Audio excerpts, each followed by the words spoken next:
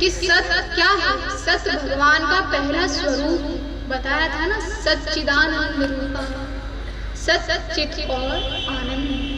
भगवान का स्वरूप कैसा है? भगवान का स्वरूप सत्य है महाराज। कैसा है भगवान का स्वरूप? सत्य। हमारे भगवान का पहला स्वरूप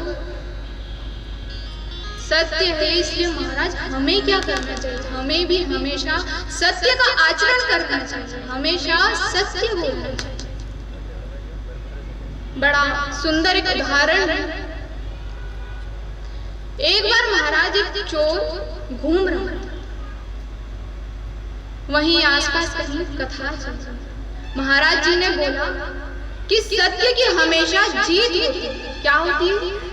सत्य की हमेशा जीत होती है। चोर ने सुना, अच्छा सत्य की हमेशा जीत होती है, तो आज से मैं प्रतिज्ञा करता हूं कि मैं भी सत्य बोलूंगा। आज के बाद मैं कभी झूठ नहीं बोलूंगा महाराज। आज के बाद मैं हमेशा सत्य बोलूंगा। अब ठहरा क्या? ठहरा वो चोर चोरी करके अपना घर चला गया। अब सत्य बोलना है तो इसका अर्थ ये तो है नहीं कि अपना पेट पालना छोड़ देगा, चोरी करना छोड़ देगा। मन में विचार आया कि आज मैं राजा के महल में जाकर के चोरी करूंगा। सोना चांदी जो मिलेगा सब कुछ लेकर के आऊंगा, लेकिन आज तो मैं राजा के लिए चोरी करूंगा। चोर गया, द्वार पर सैनिक मिले। अरे कौन हो तुम, कहां जा रहे हो? अब चोर ने तो प्रतिज्ञा की है कि मैं सत्य बोलूंगा, सत्य के सिवाय कुछ नहीं बोलूंगा। चोर बोला, अरे मैं चोर हूं, चोरी करने आया हूं। अगर कोई खुद बोल दे कि मैं ये हूं, मैं ये काम करने आया हूं, सामने वाले को क्या लगेगा? अरे कोई चोर कभी बोलेगा कि अपने मुख से कि मैं चोर हूं, चोरी करने के लिए आया हूं। सैनिकों ने जब सुना, द्वारपालों ने जब सुना, तो उन्हें लगता है महाराज का कोई रिश्तेदार है, हमसे व्यंग कर रहा है, हमसे हंसी कर रहा है, मजाक कर रहा है।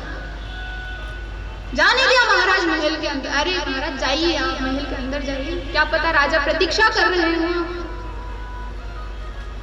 चोर गया, सोना चांदी जो उसे मिला सब कुछ लिया। वहीं पर राजा का एक बड़ा प्रिय हार टंगा हुआ, सोने का हार माना। राजा को इतना प्रिय कि बस पूछो, उसे भी वह चोर लेकर के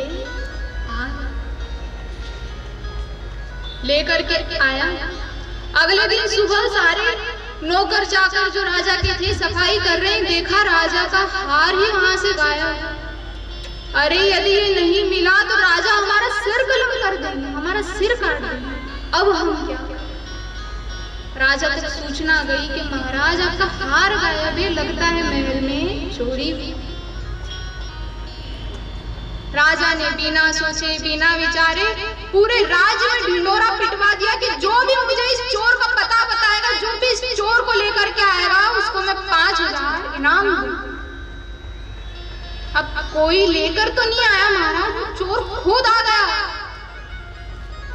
कि महाराज मैं चोर हूं, मैंने चोरी की, ये देखो आपका हार। राजा ने भी 2 मिनट के लिए राजा सोच में पड़ गया, अरे ये कैसा चोर है, खुद आ गया, और जब आना ही था तो चोरी क्यों?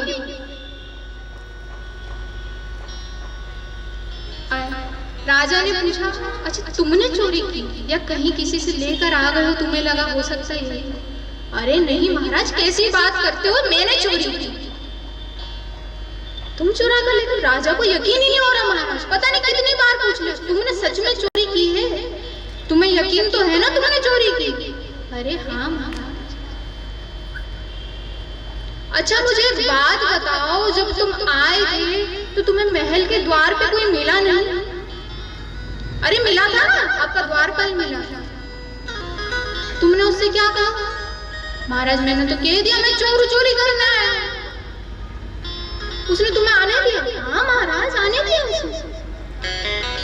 अब राजा सोच रहा है कि ये कैसा चोर, खुद ने सच बोल दिया अपना कि हाँ मुझे आने दिया, द्वार पे मुझे कोई मिला था, किसी ने रोका नहीं, उसी ने बोल दिया हाँ चले। अब महाराज, एक राजा को एक सच्चे, एक ईमानदार मंत्री से ज्यादा कभी कुछ नहीं चाहिए। जब उस चोर के मुख से राजा ने ये सारी बातें सुनी तो महाराज को लगा कि अरे, इससे अच्छा मंत्री भला मुझे कहाँ मिले, जो इतना सत्यवादी है। हरिश्चंद्र भी कुछ नहीं है इसके सामने।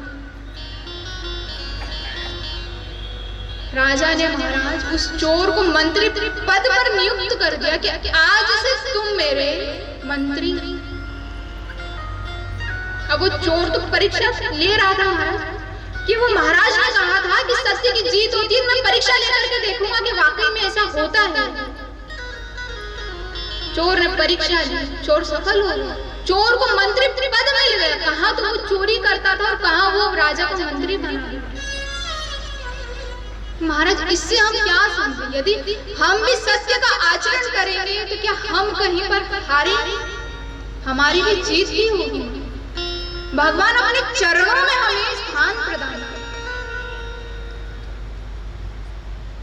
इसलिए हमेशा सत्य का आचरण कीजिए।